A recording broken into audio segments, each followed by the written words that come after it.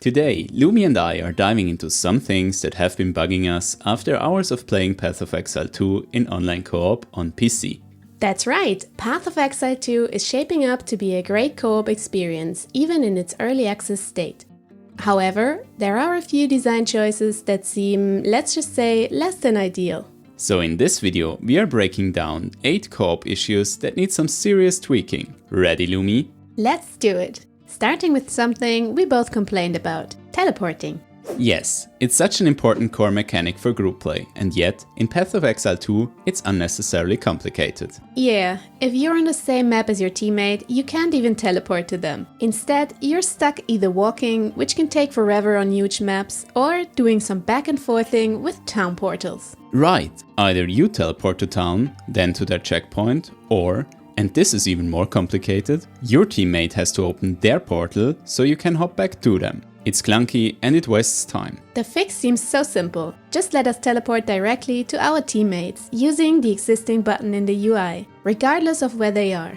Maybe add a short cast time for balance. Problem solved. Agreed. It would save so much frustration. Alright, on to the next one. Map reveals. Oh, this one's got me completely lost, literally. Why isn't map discovery shared between party members? I know, right? If your team splits up to explore, the areas they uncover don't sync with everyone else's map. It's like, wait, did Lumi already scout this area, or am I wasting time backtracking again? Exactly. And the workaround? Coordinating zones ahead of time. But come on, we shouldn't need military level planning just to scout a map in co-op. 100%. Just make the map shared. It would improve flow, reduce backtracking, and keep everyone on the same page. Easy fix. Next up, resurrection speeds. Oh, where do we even start? Resurrecting teammates takes forever, especially when enemies keep interrupting you. Yeah, it's brutal. You start the channel and then boom. One stray hit and you're back to square one. Forget about reviving anyone during a boss fight. And don't get me started on the penalty for dying multiple times. The resurrection time increases so much, it's almost impossible to pull off. The workaround? Just don't die. But on a more serious note, building evasion or relying on crowd control like stun, electrocution or freeze helps a little. But even then, it's a hit or miss. A shorter cast time or immunity to interruptions would go a long way. Plus, outside of combat, why not eliminate the cast time altogether? It's unnecessary downtime. Totally agreed. A keybind for resurrections near you would also be quite handy. They have already made small changes in patch 0.1.1 regarding the cast time. But the penalty system still feels overkill. Alright Lumi, let's move on to respawn options. Respawn options are scarce. If you die in co-op, you're basically stuck waiting for someone to resurrect you. Or for everyone to wipe and then respawn together. Which is totally unnecessary. Imagine dying on the opposite side of the map. You're just sitting there twiddling your thumbs, waiting for your mate to get you. Absolutely frustrating during story progression. Or stop twiddling your thumbs and tell your mates which turn to take. As you know, they can't see your map.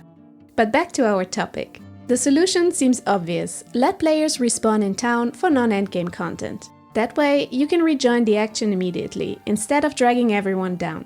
Exactly. This will prevent empty downtime for casual playthroughs, especially in story content. Talking of empty, let's discuss flasks. This mechanic, it's weird. Flasks only recharge when you land the killing blow, which doesn't make sense in co-op. Especially if your teammates are using culling mechanics or just deal way more damage than you. It's like, oh sorry, no flask charges for you. There's a little workaround. Look for flasks with recharge modifiers. But the effect is quite low. Belts with the flask recharge modifier can help too.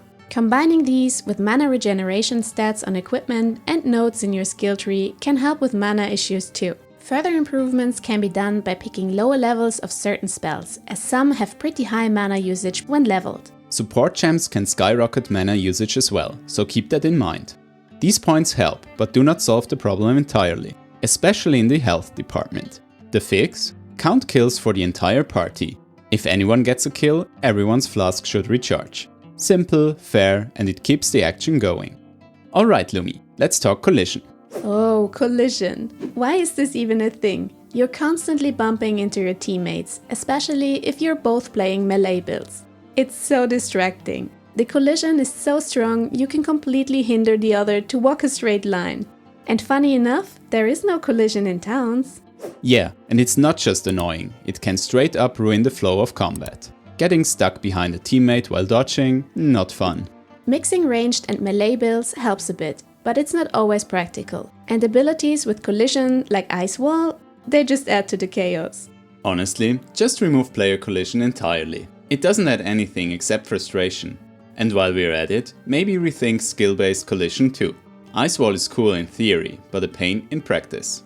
Now onto a personal favorite, effect transparency. If you have ever played with a caster, you know the struggle. Their spells, effects and minions overwhelm the screen, and you can't even see your character anymore. Or, even worse, the skills of bosses you should be dodging. Oh yeah, fire builds are the worst. Between firewalls and explosions, it's just chaos. Ice is slightly better, and lightning the easiest to deal with. But why should we have to choose builds based on visual clutter? Exactly. And don't forget about Poison Cloud and 25 skeleton minions on top.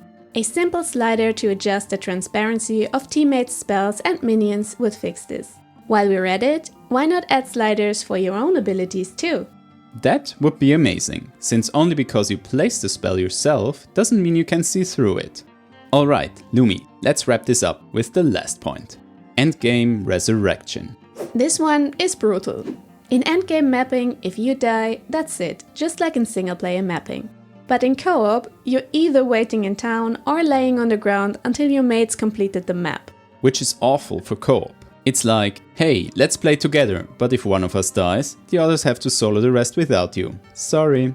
And I imagine this being really awkward in random groups. It could not be your fault dying, but feel to them like you just wanted to be carried. Except from you not getting any loot, but still. I can already see the learn to plays and get goods popping up in the chat. And then everyone dies while typing. But the solution? Use the existing portal system. You already have 6 portals per map. Why not let players use them to respawn? There's still a penalty, but it keeps everyone engaged.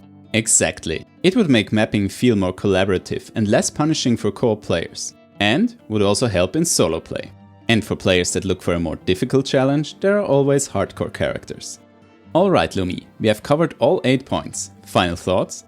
These changes would make co-op so much more enjoyable. It's already a great game, but some tweaks like these would improve the co-op experience even further. Absolutely. So, what do you guys think? Did we miss anything? Let us know in the comments. Thank you so much for watching. Good luck trying to revive your mates in your next boss fight, and we will see you again in the next one.